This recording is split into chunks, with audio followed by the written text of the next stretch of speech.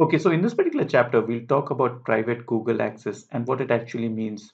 So here is a very common architecture. So here we have our GCP, and within our GCP, we have one virtual private cloud. And within this one virtual private cloud, I've created one subnet. And within this subnet, I've created a virtual machine that has just the private IP address. Now, if this virtual machine wants to connect to some other service that is outside this particular VPC, then this particular subnet that contains this particular virtual machine should have its private Google access enabled.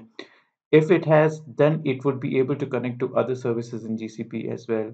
Now, for example, if this virtual machine wants to connect to this particular bucket that resides within cloud storage of GCP, then this particular subnet should have its private Google access enabled, else it will not be able to do so. Now, let's take a look at how this works in practice. So I'll see you in the console.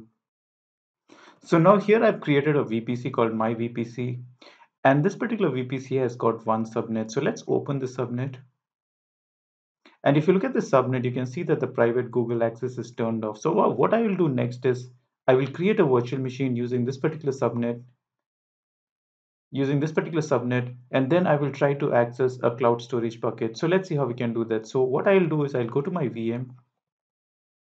So let's click on create instance and create an instance in that particular network. So let's click on create instance here.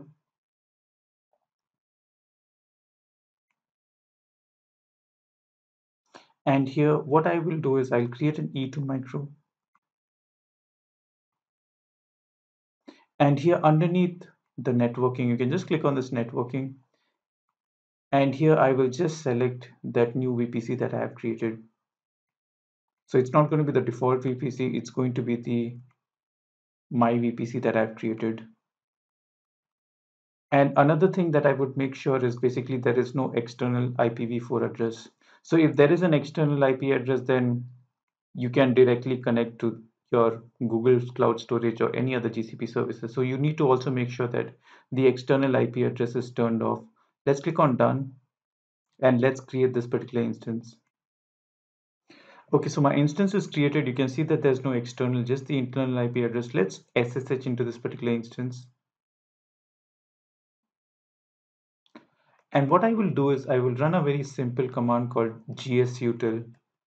Now this gsutil will tell me all the buckets that are there for this particular project. So if I run this particular command, let's see what happens.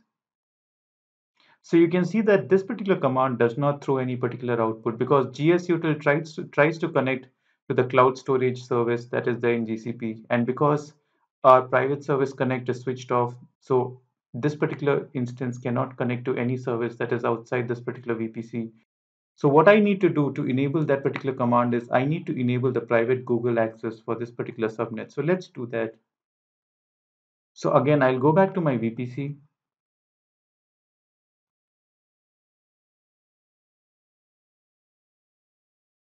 So let's go to our VPC cell. Let's open that particular subnet. And here I'll edit this particular subnet. And I will just enable this Google private Google access and click on save. So once this is done, let's go back to our virtual machine. And you can see that it finally gets the output. So if I run the gsutil command again, you can see that it gives this particular output. So I was able to connect to my cloud storage service in GCP. So now I can connect to any other service within GCP, provided my particular private Google access is switched on.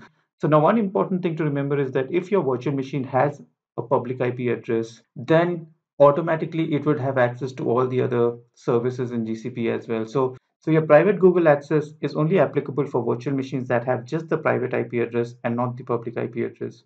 So I hope this was useful. I'll see you in the next.